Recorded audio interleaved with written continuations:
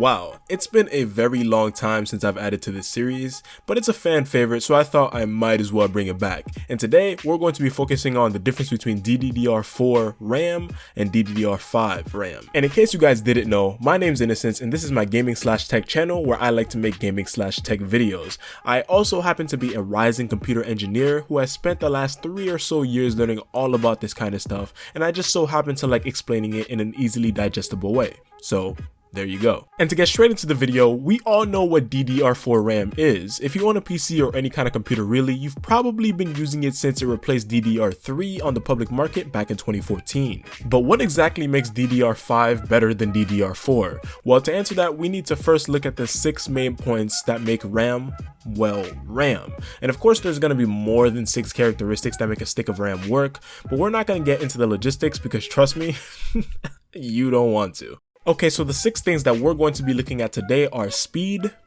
I/O voltage, power management, channel architecture, burst length, and die density. And I see you looking at your screen like, dear God, this is already looking confusing, but trust me, it's a lot simpler than it sounds. So without further ado, let's talk about speed.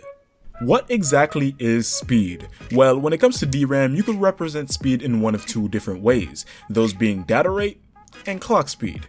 So what is the difference between those 2 representations? Well, when you buy a stick of memory for your shiny new PC or purchase a new console for your setup, the representation you're used to seeing on the top of product pages and console spec sheets, contrary to popular belief, is actually data rate, not clock speed. So whenever you're on newegg.com or on Amazon buying a new stick of RAM and you see something like rated for 3200 megahertz, believe it or not, that doesn't mean the RAM is 3.2 gigahertz fast, at least not when it comes to clock speed. So now you're seriously scratching your head and asking, okay, what gives? Why are RAM kits rated for a specific speed but obviously don't perform up to that level? Isn't that like illegal? You know, something like false marketing? Well, no. And let's just pause right here. Sup guys, Future Innocence here, and I just happened to realize that I'm a complete idiot that left out a couple bits of crucial information in the original script that you might want to know to better understand the whole clock speed situation. The first of which being that the RAM we use in our computers and consoles today, known as SDRAM or rather synchronous dynamic RAM, actually doesn't have a processor clock to speak of on board its physical stick. Meaning, it doesn't actually do any calculations itself, and therefore cannot have a clock speed because, well, it doesn't have a clock. And I know that sounds pretty foreign and weird, but Past Innocence will explain that later in the video. What it instead does is essentially sync with the processor's clock, hence synchronous, and uses that as the basis for its operation, but never actually generating a clock tick of its own. So now's the part you ask, what's a clock tick? Well, that's a pretty complicated subject that's best left explained in another video that I already uploaded to the channel, so feel free to go check it out in the description. Past Innocence will also bring up where you can find that video. But just know that whenever we say processor clock or a clock of anything in the computer world, we literally mean a clock, something that keeps track of time so that operations can be done. And it just so happens that the RAM we use in our computers today don't have clocks on board. But fun fact, there is a RAM type known as CRAM, so yeah, not DRAM, that actually does have a processor on board the RAM stick itself and can therefore generate its own clock signal. The C in CRAM stands for computational, but of course modern computers do not use CRAM, and the RAM you're used to seeing, SDRAM, is purely dependent on the clock of your processor. With that distinction out of the way, back to Past Innocence, who will continue with the video. Like I said earlier, RAM manufacturers typically advertise speed in data rate, not clock speed, which is how many bits or zeros and ones your kit of RAM can communicate a second. Now, I'm not gonna get exactly into what bits are or how they work in this video because it would take forever, but if you've been subscribed to the channel for a while now, you probably already know. And if you don't, once this video is finished, you can click on the video on the top right hand corner of your screen or in the description to get a better idea. I'll have it labeled. But long story short, bits are just little pieces of data that all electronics use to be able to send and receive information. And your kit of RAM is typically advertised in how many of these bits it can read and write a second. That's your data rate. That's your advertised speed. Clock speed, on the other hand, is how many times your RAM is able to send these bits, or every time your RAM's physical clock refreshes. And again, I'm not going to explain what an electric clock is or how it relates to clock speed, but if you happen to be interested in the nitty-gritty details of that, I'll leave a video on the top right hand corner of your screen as well as in the description. Again, both of them will be labeled to saturate your curiosity. But for the purposes of this video, we could think of the RAM's clock speed as the amount of times the RAM is able to send information a second.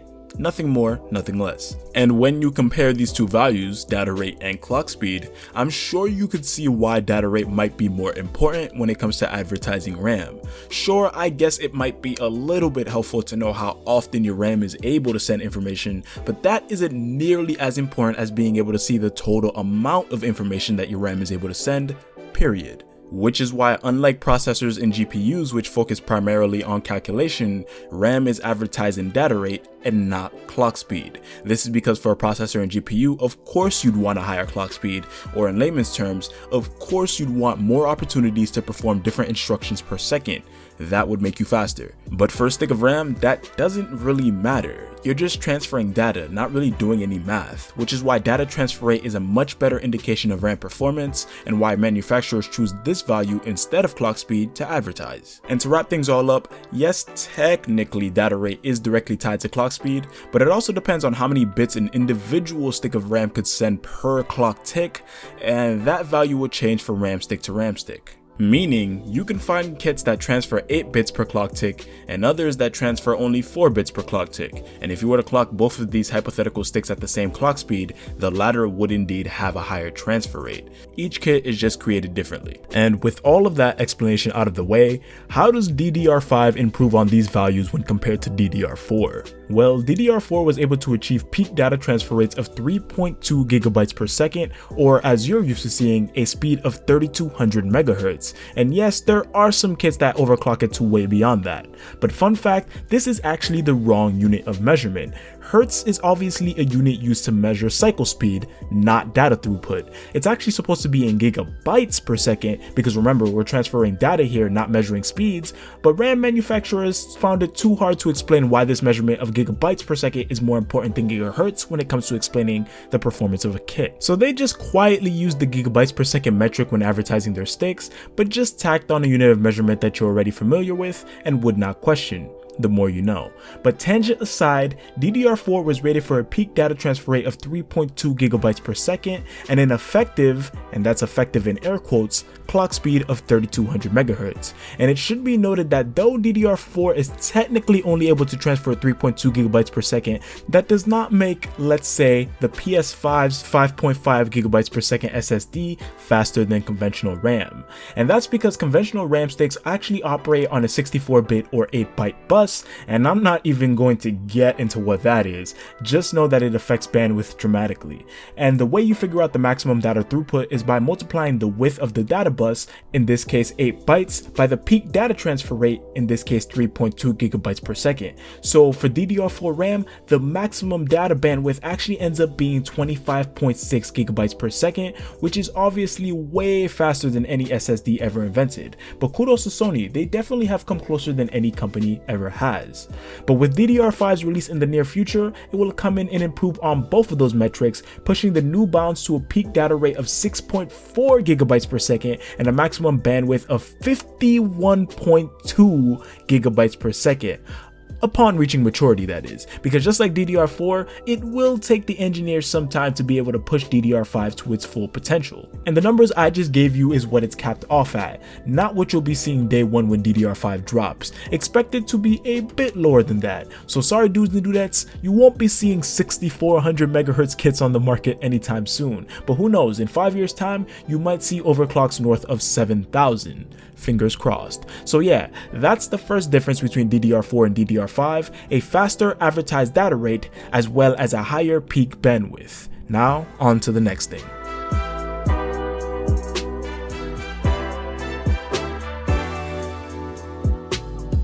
Well, honestly, I probably should have said the next two things because they kind of go hand in hand. So for this section, we're going to be looking at both I/O voltage as well as power management. But what is I/O voltage and power management, in a sense? I hear you screaming enthusiastically from the back.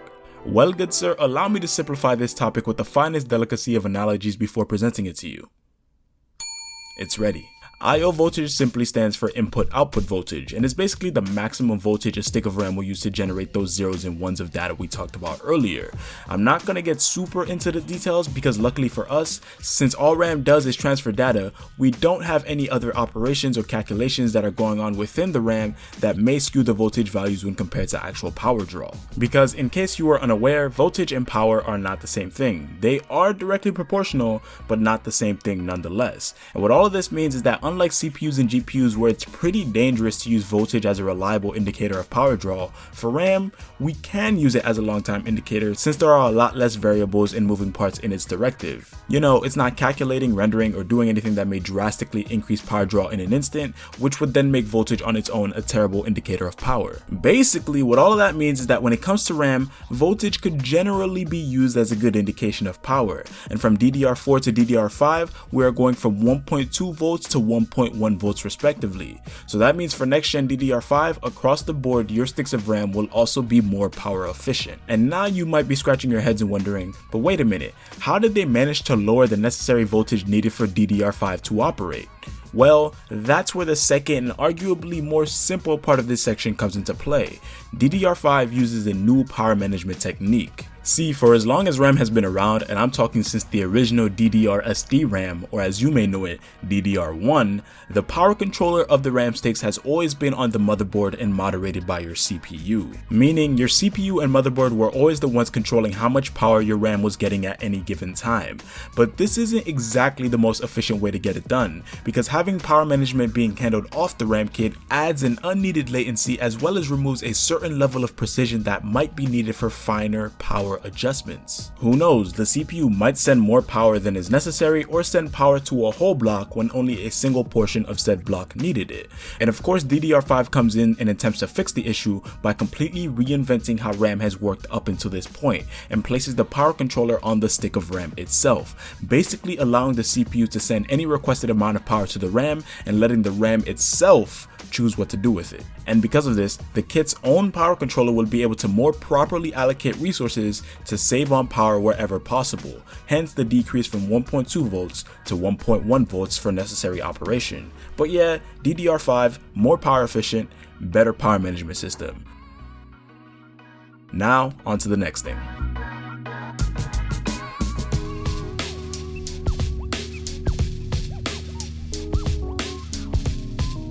Okay, so the next thing on our list is channel architecture, which is also generally pretty simple if I force myself not to go into the details. Let's see how well I do. And trust me, I really want to get into detail here, but I know if I do, it's just going to be absolutely terrible. Like, trust me when I say you're better off not knowing more than what I'm going to tell you. But basically, DDR4's architecture is centered around a single principle, that there is one channel or lane, colored here in blue, consisting of a 72-bit interface. Just imagine that there are 72 of these blue squares on your screen because I could not animate all of that if I tried. But yeah, a single lane consisting of a 72-bit interface. And what this means is that a single stick of DDR4 RAM will be able to handle 64 data bits as well as 8 error correcting bits at any given time. And of course, this stick of RAM is going to be handling different iterations of these bits thousands of times per second, but at any one instant, it's handling 72 in total. And like I've mentioned, 64 of those 72 are data bits, and we've already discussed these earlier in the video, and are basically whatever your RAM is reading and writing at that given moment. The last 8, however, are error correcting bits, and these, without getting into too much detail, essentially play cleanup whenever something goes wrong. Let's say another bit of memory didn't make it through properly, or there was some arithmetic error committed by the CPU like overflow or something similar. Don't worry about what that means though. Basically, we use these bits whenever more than 64 bits are needed to properly transfer data, or calculate a correct bit address where data needs to go. Error correcting bits are backup bits, so to speak. And now that you know what all 72 bits of DDR4 are, and that they all form a single channel of memory, we can go on to the improvements that DDR5 has brought into this arrangement. Well, for starters, instead of a single channel consisting of 72 bits per stick of RAM, a DDR5 stick will have 2 separate channels consisting of 40 bits each, channel 1 in red and channel 2 in blue. And within each of these channels, there will be 32 data bits as well as 8 error correcting bits, totaling 64 data bits, just like DDR4 DDR4, but 16 error correcting bits, which is 8 more than before. And having the architecture set up this way has a couple of positive implications. For starters, having 2 channels instead of 1 means that the module will be able to perform more completely unrelated tasks without having to wait for a new turn. I didn't mention this before, but having more channels means that the RAM will be able to expedite some operations that might have otherwise taken 2 or 3 clock ticks in a single clock, because when you occupy a channel for a single operation, you occupy the entire channel regardless of whether or not the operation needed all the bits in said channel or not. But splitting it up into dual channel memory means that the operations that need the extra bits will have the option to use both channels, but the ones that don't will leave the other open for other tasks. Pretty straightforward. Now, make no mistake, this doesn't equate to double the performance, but it certainly does create a noticeable difference. In fact, it's the very reason PC motherboards nowadays use RAM sticks in dual channel slots, to create a dual stream of memory that allows for faster access. And in gaming, using kits in dual channels when compared to single channel has created performance gains upwards of 20 to 30%. So take that how you will. Next up is the fact that there are 8 more error correcting bits on a DDR5 kit when compared to DDR4. What this allows for is just faster error processing as well as more reliable RAM that makes less mistakes.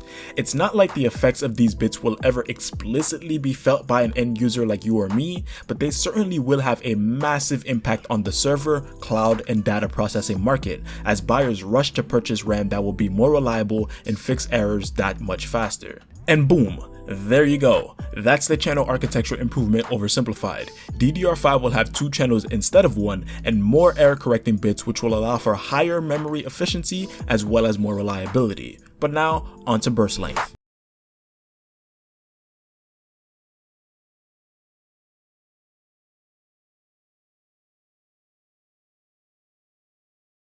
So this one is probably the most complicated one to explain simply because it requires a sort of background on how memory access works. So I'm going to try my best to explain it. So basically, data within RAM is stored in a bunch of arrays, kind of sort of like a lot of fancy XY coordinate planes stacked tightly next to each other.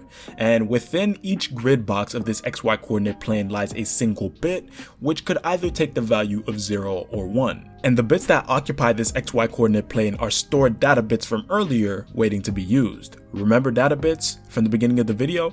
Good. So after these data bits get stored within an array awaiting to be called upon by whatever application, a funny thing sort of happens. You see, both DDR4 and DDR5 RAM can only access stored data bits on a per row basis, meaning that if a stick of RAM needs to grab data from 3 different rows, let's say labeled here in red, it couldn't access all 3 pieces of this data simultaneously. It would need to go row by row and grab each piece of data that way. But let's say you happen to need several data bits that are all on the same row. Well, both RAM types still can't access individual addresses simultaneously, but what they can do is use a funky workaround, and that workaround is known as burst length. See, what burst length does is allows RAM to read any particular address of data it wants, plus several extra bits in either direction of choice to be able to take along for the trip just in case it might need it later. What this allows for is less instances where RAM might have to read adjacent addresses but have to go through the process of activating an entire row all over again.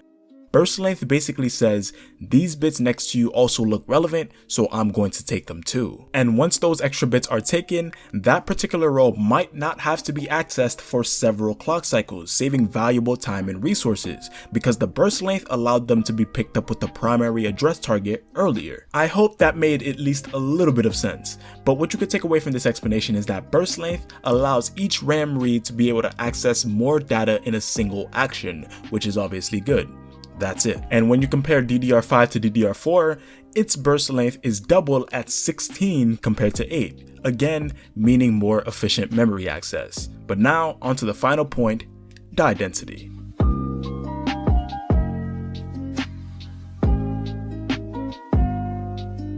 Okay, so I'm not even going to try to complicate this section, partly because it's very simple and partly because my head kinda hurts. But basically, since DDR5 will eventually come with notable transistor shrinks as well as the improvements in architecture we discussed earlier, manufacturers will be able to fit more physical memory on each stick of RAM. So instead of having the maximum of 16 GB per RAM stick we are limited to today, the new maximum will eventually grow to be 64 GB per stick of RAM with DDR5.